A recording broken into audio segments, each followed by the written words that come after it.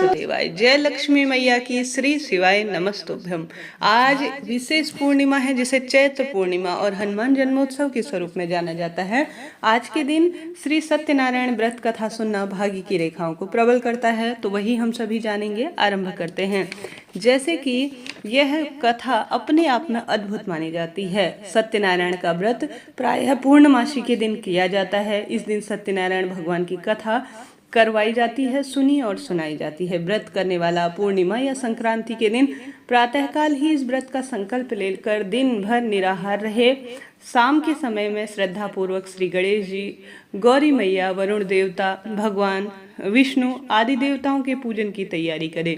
केले के खम्भों और आम के पत्तों के बंधनवार से एक सुंदर मंडप बनाकर सुंदर चौकी पर भगवान सत्यनारायण की प्रतिमा स्थापित करें।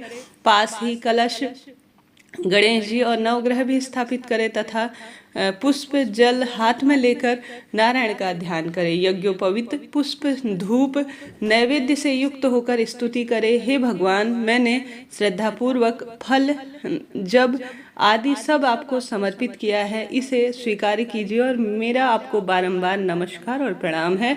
इसके बाद ध्यान पूर्वक कथा सुने या सुनवाए। ठीक है जी। यह आरंभ करते हैं कथा। एक बार नैमिषारण्य में तपस्या करते हुए सौनक आदि ऋषियों ने सूत जी से पूछा कि जिसके करने से मनुष्य मनवांछित फल प्राप्त कर सकता है, कोई ऐसा व्रत या तप कहिए। सूत जी ने कहा, एक बार श्री नारद जी ने भी श्री भगवान विष्णु से यही प्रश्न किया था। तब श्री भगवान विष्णु ने उनके सामने जिस व्रत का वृतांत कहा वही आपसे कहता हूँ। प्राचीन काल में काशीपुर में एक अति निर्धन और दरिद्र ब्राह्मण रहता था। वह भूख प्यास से व्याकुल हो भटकता फिरता था। एक दिन उसकी ऐसी दशा हो गई कि वह बहुत व्याकुल हो उठा। भगवान विष्णु ने बूढ़े ब्राह्मण के रूप में प्रकट होकर ब्राह्मण को सत्यनारायण व्रत का सविस्तार विधि विधान बतलाया और अंतर्ध्यान हो गए। ब्राह्मण अपने मन में श्री सत्यनारायण व्रत करने का निश्चय करता हुआ घर लौट आया और इसी चिंता में उसे रात भर नींद नहीं आई। भक्तजनों, सवेरा होते ही वह सत्यनारायण के व्रत का संकल्प करके भिक्षा मांगने के लिए चल दिया। उस दिन उसे थोड़ा सा ही परिश्रम से बहुत अधिक धन धान्य और भिक्षा इत्यादि मिली। सायंकाल घर पहुंचकर उसने बड़ी श्रद्धा पूर्वक श्री सत्यनारायण भगवान का विधि पूर्वक पूजन किया। भगवान सत्यनारायण की कृपा से वह थोड़े ही दिनों में धनवान हो गया। वह जब तक जीवित रहा तब तक महीने के महीने श्री सत्यनारायण व्रत पूजन पाठन किया करता था और यह देह छोड़कर वह सीधे विष्णु लोक को गया। सूत जी पुनः बोले कि एक दिन वह ब्राह्मण अपने बंधु बांधवों के साथ बैठे ध्यानमग्न हो श्री सत्यनारायण भगवान की कथा सुन रहा था। भक्तजनों, तभी भूख प्यास से व्याकुल एक लकड़हारा वहां जा पहुंचा। वह भी भूख प्यास से व्याकुल होकर कथा सुनने बैठ गया। कथा की समाप्ति पर उसने प्रसाद ग्रहण किया और जल पिया।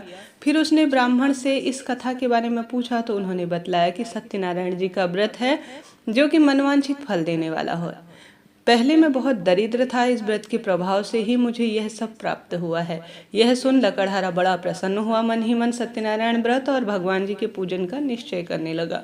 जो लकड़ी थी बेचने के लिए बाजार की ओर चल पड़ा। उस दिन लकड़हारे को लकड़ियों का दुगना दाम मिला। उन्हीं पैसों से उसने केले, दूध, दही आदि पूजन की तमाम सामग्री खरीदी और घर की ओर चल गया। घर पहुंचकर उसने अपने कुटुंबियों और पड़ोसियों को बुलाकर विधि पूर्वक सत्यनारायण भगवान का पूजन किया। भगवान सत्यनारायण की कृपा से वह थोड़े ही दिनों में बड़ा संपन्न हुआ। सूत जी ने फिर कहा कि प्राचीन काल में उल्कामुख नाम का एक राजा था। वह अपनी जो रानियां थी उनके साथ बड़े धर्मनिष्ठ स्वरूप में अपना जीवन बिता रहा था। एक समय राजा रानी भद्रशिला नदी के किनारे श्री सत्यनारायण की कथा सुन रहे थे। तब एक बनिया भी वहां पहुंच गया। उसने रत्नों से भरी अपनी नौका को एक किनारे पर लगा दिया और स्वयं पूजा के स्थल पर बैठ गया। वहां का चमत्कार देखकर राजा ने इसके बारे में पूछा।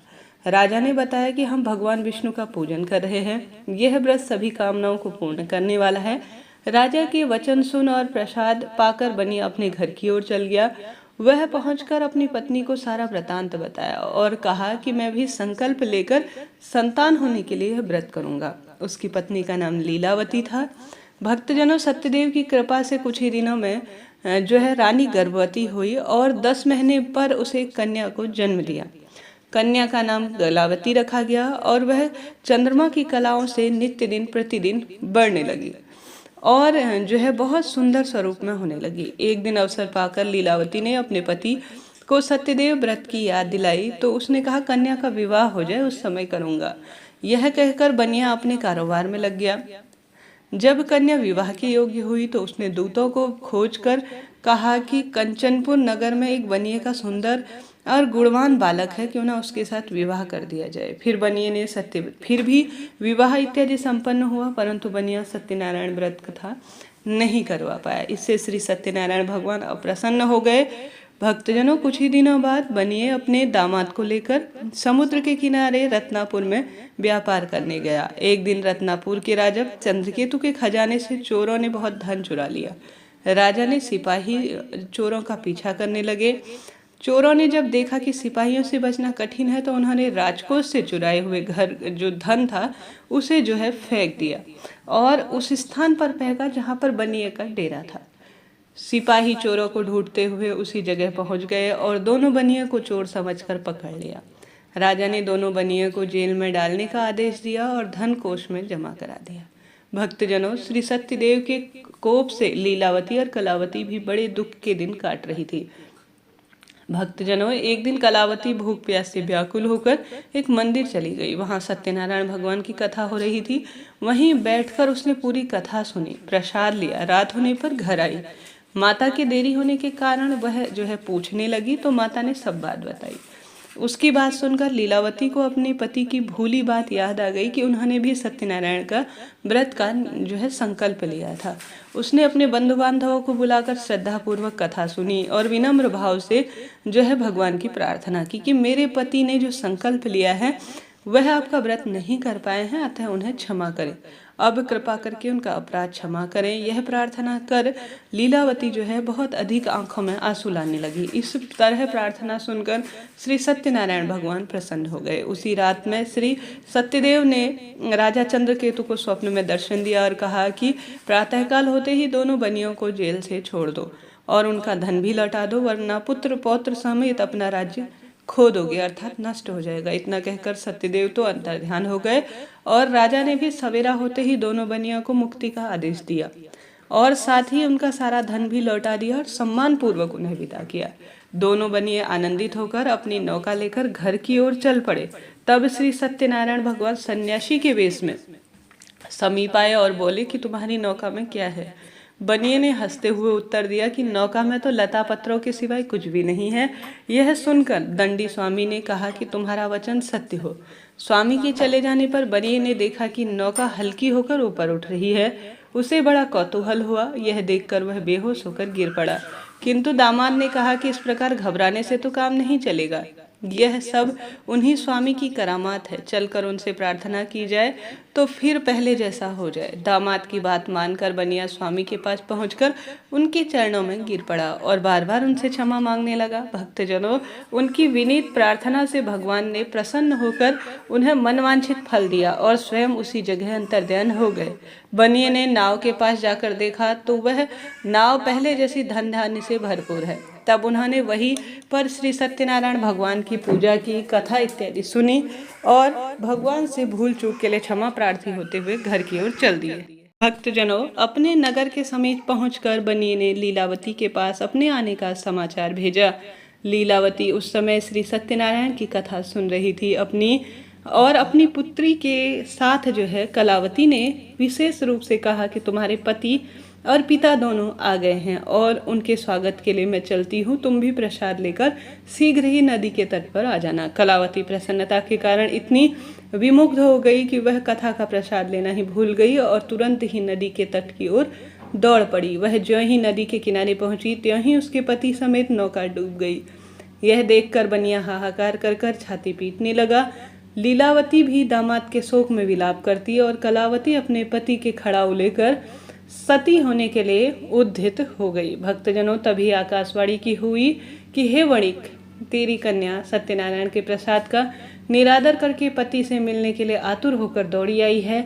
यदि वह प्रसाद लेकर फिर से चली जाए तो उसका पति जीवित हो उठेगा। यह सुनकर कलावती घर की ओर दौड़ गई और श्री सत्यनारायण का प्रसाद लेकर नदी के किनारे आई तो क्या देखती है कि उसके पति नौका समेत तैर कर जल की ओर आ रहे हैं। यह देखकर बनिया भी प्रसन्न हो गया और अपने घर पहुंचा। जब वहां जाकर वह देखा तो पूर्ण रूप से उसका घर महलों की तरह सजा हुआ था।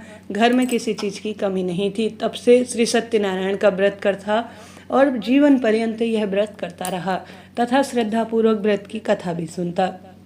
तो इस तरह से ये सत्यनारायण भगवान की व्रत कथा थी। आपने सुना, आपका आभार और धन्यवाद।